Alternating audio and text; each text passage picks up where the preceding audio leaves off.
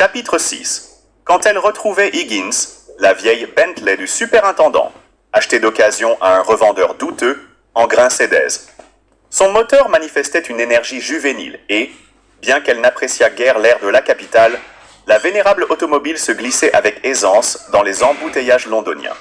« Ce Braid est un type douteux, jugea Scott Marlowe. Croyez-vous qu'il mente? Il est rare qu'un gardien d'immeuble soit aussi peu observateur. Sa passion pour la lecture est un handicap professionnel. C'est un peureux. Supposez qu'il ait identifié l'assassin, il le craint davantage que la police, et supposons même qu'il soit mêlé au crime de près ou de loin. Il a encore plus intérêt à se taire. Pour le moment, reconnut Higgins, aucune idée n'est à exclure. Lorsque nous aurons progressé, il sera plus aisé d'apprécier le rôle exact de M. Braid. Il vous déplaît autant qu'à moi. Je sais qu'il convient de se méfier des apparences, mais la sienne est vraiment peu engageante. Quand on occupe une position stratégique comme la sienne, peut-on être aussi mal informé? Higgins se contenta d'un hochement de tête non significatif. Procédons par ordre, superintendant. Rien de plus simple.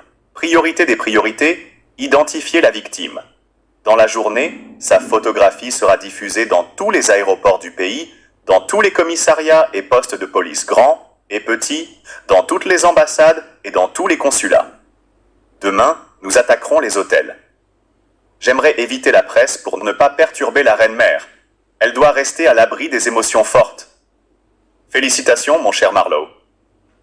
Dites-moi, Higgins, êtes-vous persuadé que la victime soit la femme que vous recherchez? La vérité sortira de l'enquête du Yard. Pourquoi s'encombrer l'esprit inutilement? Tentons de tirer le maximum d'un mince détail. Ego Production. Scotland Yard était une remarquable organisation. Le réseau des amis de Higgins ne présentait pas moins de qualité. Ils se réunissaient régulièrement sous le couvert d'un cercle archéologique afin d'échapper aux soupçons de Mary et traitaient officiellement de graves sujets comme l'évolution des pieds de lampe de l'Alexandrie hellénistique ou l'existence de l'imparfait du subjonctif dans les textes hiéroglyphiques de l'ancienne Égypte. La table, fort bien servie, et les verres, fort bien remplis, les empêchèrent souvent d'atteindre ces altitudes intellectuelles. Entre eux, c'était à la vie, à la mort. Le respect de la parole donnée leur apparaissait comme la valeur essentielle, et ils s'étaient redonné leur parole de s'entraider en toutes circonstances, quelles que fussent les difficultés.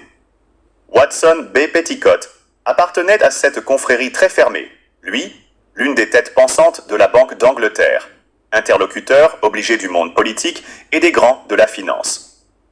Sosie de Sherlock Holmes, il se passionnait pour les enquêtes policières et regrettait parfois de n'avoir pas suivi le même chemin que Higgins. Il se consolait en recueillant certaines confidences de son ami et en l'aidant, quand l'occasion survenait, à progresser vers la vérité. Watson B. Petticott reçut Higgins et Marlowe dans son somptueux bureau de la Banque d'Angleterre, aux meubles austères et imposants en bois des îles, rappelant la puissance de l'Empire britannique. Les tapis précieux et les lourdes tentures accentuaient l'impression de gravité qui se dégageait de ce sanctuaire où tant de décisions capitales pour l'avenir du pays avaient été prises. « Quel crime vous amène, messieurs ?»« Une jeune femme d'une quarantaine d'années. Savitri Jong, » répondit Higgins. « Désolé, elle ne fait pas partie de mes relations. Femme d'affaires, nous avons encore fort peu de détails, et nous ne savons même pas si cette Savitri Jong, que la reine-mère aimerait revoir, est bien la même personne que celle qui fut assassinée à Keir Gardens. Keir Gardens, l'immeuble de bureau moderne de la City? Exact. Et Queen Mum dans le paysage. Mais c'est très excitant. Comment puis-je t'aider? Le cadavre gisait dans le bureau d'une société portant le nom d'Leinbego Productions. C'est une plaisanterie? Hélas, non. Pourrais-tu me donner des renseignements sur cette entreprise? Rien de plus facile. Watson B. Petticott appela 2 personnes qui le rappelèrent une dizaine de minutes plus tard, ce qui laissa le temps aux banquiers et aux 2 policiers de déguster un Vantage, un grand cru de Porto d'une onctuosité extraordinaire. « J'en étais presque sûr, » confessa Petticott. « Cette société n'existe pas. Seul un fou peut avoir déniché une appellation pareille. »« Peut-être pas, » murmura Higgins, songeur. Higgins n'appréciait guère le caractère glacé des bureaux modernes, équipés de fenêtres que l'on ne pouvait pas ouvrir et de chaises sur lesquelles on pouvait à peine s'asseoir. et qui dénoncerait les graves méfaits des systèmes d'air conditionné qui véhiculaient des milliards de microbes, transmettaient nombre de maladies infectieuses et rendaient chroniques les rhumes et les migraines. L'homme éprouvait un singulier penchant à se détruire lui-même pour d'obscures raisons de rentabilité et au nom d'un progrès aussi imaginaire que nocif. Pendant que Marlowe décrochait 2 téléphones qui sonnaient en même temps, Higgins songea aux jours merveilleux de son adolescence, vécus en Orient. Les êtres prenaient le temps de regarder, d'écouter, de sentir, d'aimer. L'harmonie avec la nature était jugée plus importante que la carrière et la fortune, et l'aube était toujours porteuse d'espérance. « Ça y est !» s'exclama Marlowe. « Nous l'avons. Savitri Jong, 39 ans, né à Bombay, père syrien, mère indienne. Fréquent séjour en Grande-Bretagne, réside dans des hôtels de luxe. Fortune personnelle en Inde. Savitri Young. Eh oui, Higgins, la reine-mère ne reverra jamais cette malheureuse. Pourquoi est-elle venue mourir dans un bureau de Keir Gardens? Marlowe s'assombrit. Une fausse plaque, une fausse société, un faux bureau? Je crains que cette Savitri Young ne soit pas une personne très respectable. Souvenez-vous de l'état dans lequel nous l'avons découverte. L'assassin l'a peut-être dévêtue pour nous égarer. En ce cas, elle serait tombée dans un piège. Une indienne riche et belle, attirée dans cet endroit. Que venait-elle négocier? Autre question, mon cher Marlowe. Était-elle vendeuse ou acheteuse? À condition, bien sûr, que l'hypothèse d'une transaction quelconque soit la bonne. Nous réfléchissons dans le vide, ragea Marlowe. Quoi qu'il soit à présent possible d'exclure une hypothèse. Laquelle? Tenons compte des quelques renseignements que nous venons d'obtenir. Savitri Young était très riche. Elle n'avait donc nul besoin de dissimuler ses amours. Votre raisonnement me semble trop abrupt, mon cher Marlowe. Le lien entre vos 2 propositions n'est pas si évident. Souvent, au contraire, des personnes fortunées tentent de cacher leur liaison pour de multiples raisons. J'objecte que cette femme n'est pas mariée, d'après la fiche que je possède, et qu'il existe d'autres endroits que ce bureau de Keir Gardens.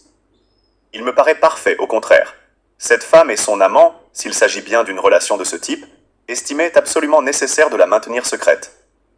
C'était donc une liaison coupable. Ou tout au moins, entachée d'un interdit réel ou supposé.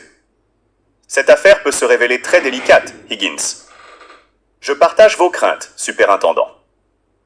Précédé de l'épaisse fumée de son cigare, Babcock fit irruption dans le bureau de Marlowe. Encore en conférence pendant que je travaille? C'est comme ça que la police se dégrade. Rassure-toi, dit Higgins. Nous n'allons pas tarder à repartir sur le terrain. Tant mieux, c'est là qu'on gagne ou qu'on perd. Vous ai-je raconté comment j'ai fait sauter 2 tanks à El Alamein? Marlowe et Higgins subirent un récit haut en couleur, qui se termina par la destruction d'un 3e char allemand. À propos de votre cadavre, conclut Babcock, aucune ambiguïté. Un bel étranglement, propre, net et violent. Rien d'autre? Une femme en excellente santé avec des organes en bon état. Elle n'a pas eu d'enfant. La mort remonte à lundi dernier, entre 15h et 16h, après qu'elle a eu un rapport sexuel avec un homme. Pauvre gosse. Joli comme un cœur, un corps de rêve et une faim abominable. Ne traîne pas en route, Higgins, et identifie son assassin. Nous savons à présent qu'il s'agit d'un homme, décréta Marlowe.